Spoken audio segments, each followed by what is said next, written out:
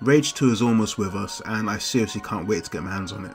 I'm a massive fan of shooters, especially first person shooters, but I'm a big fan of crazy shit.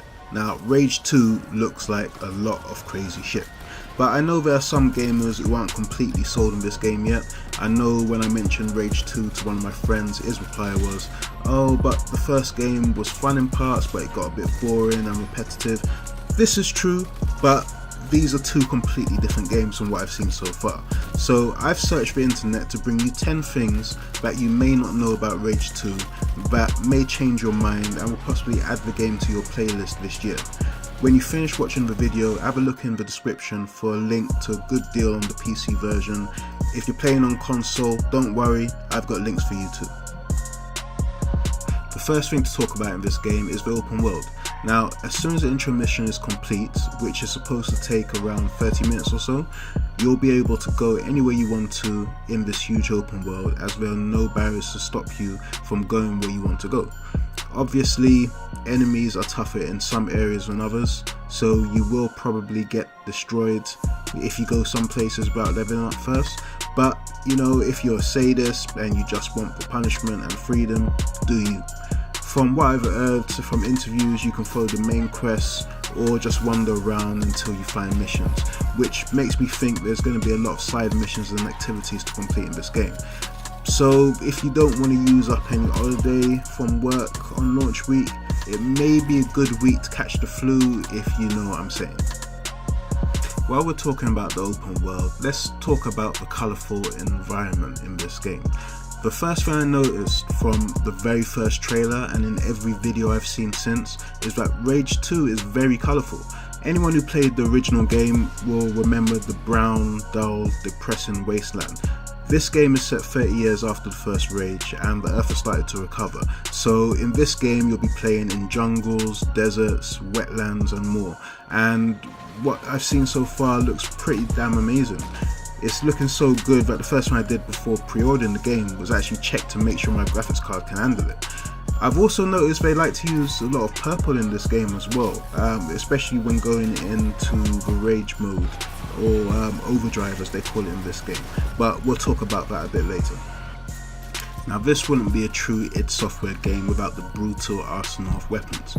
Of course there's the usual shotgun, which everybody who's played one of their games always loves because it's always just so damn satisfying. But two weapons I really can't wait to try out in this game are the grav dart gun, which lets you shoot a load of darts into your victim and then use the alt fire to send them flying off a cliff, into explosives, or basically into whatever you want. And the Firestorm revolver, which lets you fill your victim with bullets that burst into flames with the click of his fingers. Wing sticks are also back. For those of you who don't know what they are, they're basically like boomerangs that let you knock out or kill enemies. Like all the other weapons in the game, you're now able to upgrade them to unlock more features. So one of the features is you can select enemies that are hiding behind cover, allowing you to throw the wing sticks around corners. As well as weapons, you've also got abilities to brutalize your enemies with, and the ones they've shown off so far look like a lot of fun. You can use Shatter to send your enemies flying, you can suck a group of enemies into one spot with a vortex grenade before blowing them into pieces, perform a slam from up above, destroying anyone unlucky enough to be standing underneath you, but the ability that just looks the most insane to me is Overdrive. This is basically what they could have just called Rage Mode, where all your weapons and abilities are pushed beyond their normal limits, allowing you to cause some serious carnage. The tamest ability I've seen so far is the shield, which just provides you some cover to hide behind. That is until you combine it with the vortex grenade, which pulls enemies through it, killing them. Which brings me to my next point. This game seems to be designed to encourage us to do some seriously crazy shit, and what better way to achieve this than to let us perform weapons and abilities combos. Fill an enemy with firestorm bullets, suck them into a vortex grenade, and then explode them into flames just because we can. Send them flying into the air and then blow them up with some seeker rockets. It seems like the developers just want us to have as much fun with this game as possible. Of course, all the footage shown in the trailers are from devs playing the game, but I've seen gameplay footage from other channels who were lucky enough to get their hands on the demo, and they were picking up things pretty quickly, creating their own unique moments. I'm getting the feeling that YouTube is going to be filled with gamers uploading crazy footage that they've captured, and to tell you the truth, I'm probably going to be one of them. Now, this wouldn't be a good open world game without vehicles to get you around a large map. Now, I don't know the exact number of vehicles available in the game, but it's been said by the creative director Tim Willetts that if it has wheels, you can drive it.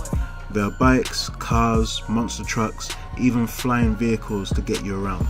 And just like the Batmobile in Batman Arkham Knight, you can eject out of a moving vehicle to get straight into the action. And I know this is a feature I'm going to have a lot of fun with. Any vehicle you unlock will be stored in your garage, and you can have it spawned at your location whenever you want.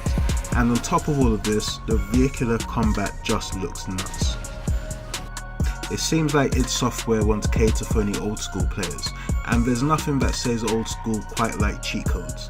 Now, for anyone too young to remember when cheat codes were available for games, they were basically codes that you'd enter which would give you special powers in game. Say for example, in the original Doom, I played it back before I was a big hardcore gamer, and I remember using an invincibility cheat, allowing me to massacre hordes of demons without taking any damage. Well, cheat codes are back for Rage 2, and I've heard about some good ones. I mean, there's one called Get Good, which is supposed to let you kill everyone in one shot. And there are some really funny ones as well. I mean, there's one called He's on Fire, which puts the commentator from NBA Jam in the game, commentating on your every kill. Oh, baby! Pow, pow, puppy chow from downtown! See ya! And the Diamond Geezer cheat code, which adds some Cockney commentary from Danny Dyer.